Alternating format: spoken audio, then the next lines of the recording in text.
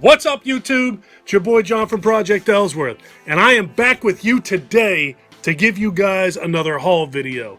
Last weekend, I was out thrifting with my wife, picked up some really cool stuff in the thrift stores, found something very strange at FYE, and almost as strange at Target.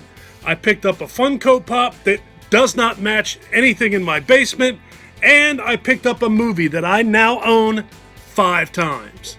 Yeah, 5 times. You have any idea how many times I've bought your movies? Ungrateful.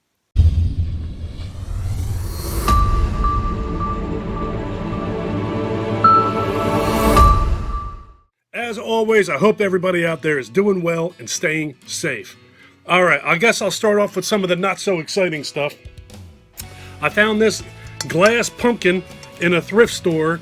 It was actually green tag and yellow tag day. So, green tag, I got this thing for $1. I have no idea whatsoever what I'm going to do with this thing, but it was a pumpkin, it was $1. I could probably put some rocks or some candles or something stupid with this. I can do something with it. Alright, next up, I bought this little jack-o'-lantern. It's for tea lights. Somebody put a sticker in there. Guess they don't trust themselves. Got that little jack-o'-lantern. Got this other thing. This was also $1. It's like a Dracula glass cup. I need this about as much as I need another hole in my head. It's just stupid. But for $1, I couldn't walk away from it. Alright, next up, something a little bit more interesting. Horror Classics 4 movies over 5 hours. Picked this up in a thrift store for, I think it was $1.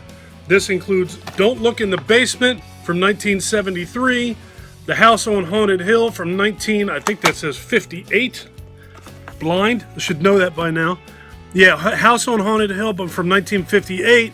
The House on the Edge of the Park from 1980, which is more my speed probably. And Werewolf in a Girl's Dormitory from 1961. Alright, the only other thing that I got at a thrift store was this thing here. I will definitely never listen to this, but I thought it would just be cool to sit on a shelf down here. It looks kind of awesome. The audiobook for Bram Stoker's Dracula. Had to have it. Saw it there. Couldn't pass it up. $1. Alright, now, the Funko Pop that I picked up that does not match anything in my basement. Don't need them anymore. That doesn't match anything in my basement. I eat a lot of McDonald's. I picked up a Ronald McDonald Funko Pop. I'm definitely not going to collect all of the McDonald's Funko Pops. I mean, I have to exercise some sort of self-control. But I will buy the Hamburglar if I come across them. I think he's cool. I need to find him. I've seen Ronald, and I've seen Mayor McCheese, Officer Mac. I've never seen the Fry Guys. Don't want them anyway. And I've seen Grimace, but I have not seen the Hamburglar. I want the Hamburglar. He looks more like something that would fit down here in the motif of my man cave. Alright, moving on. I did find one thing at Dollar Tree. I have had zero luck at Dollar Tree over like the last month finding movies. Typically I go once a month in like the middle of the month, 15th, 16th, 17th. Hit all the Dollar Trees, buy up all of the $1 horror movies. Last month I went and found 0. Well, it's still March. It's the last day of March. Earlier this month, 2 weeks ago, I went 0, none. Nothing that I did not already have. This time, I did get A Room to Die For. Marcus Crowe is a failed writer who struggles with reality. His girlfriend, Jill, is desperate for Marcus to pursue a proper career. Broke, the couple finds a perfect room to rent owned by an old couple, Henry and Josephine Baker, who take an interest in the young couple's lives. They are shocked when told the old couple have a newborn baby. It's gross, terrible manners. Stuck in the house 24/7, Marcus spirals into paranoia and believes the old couple is spying on them. When he finds the horrifying truth behind the baby, the old couple's real reason for renting the room is revealed. Sounds interesting enough, and I definitely will watch that at some point. But yeah, it does sound cool. Nobody in there that I know. It looks familiar anyway. All right, at FYE, I've been thinking about buying this movie for a few months now, and finally the other day I was in FYE and I didn't really see anything else I wanted, so I finally pulled the trigger on Rabid from the Soska sisters. I have the original Cronenberg movie, and I watched that thing. God, I don't even think Blu-rays were around yet when I watched the Cronenberg film. I remember it being all right, but I dig the Soska sisters, so I figured I'd pick that up. And my buddy Ben from Cadaver Club, I think he's the one that told me that this was pretty good. Blaming it on you, Ben.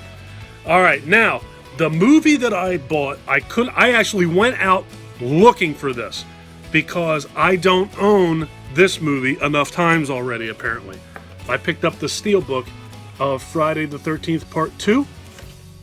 This is literally the 5th time that I own this movie. Let me see. Actually, no, that's a lie. It's the 6th time. Let's see. All right, bear with me. I have it there on DVD. All right, and I have it there on Blu-ray, and I have it there on DVD,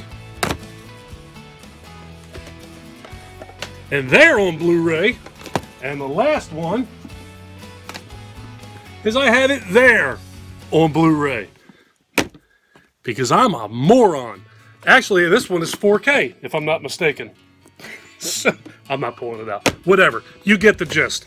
Well, as a collector, I guess collectors collect. So now I have it again. Yay me. All right, and now the last 2 things that I picked up. I said that at the top of the video that I picked up something really strange from Target and something really strange from FYE. Well, here's the strange thing from FYE. Doesn't look so strange, right? That's The Nun. We've all seen The Nun. That is definitely not Nosferatu. So I figured this was mislabeled. I looked it up online, and people were already asking like 30, 40, 50 bucks for this thing on eBay. I am not selling this on eBay yet.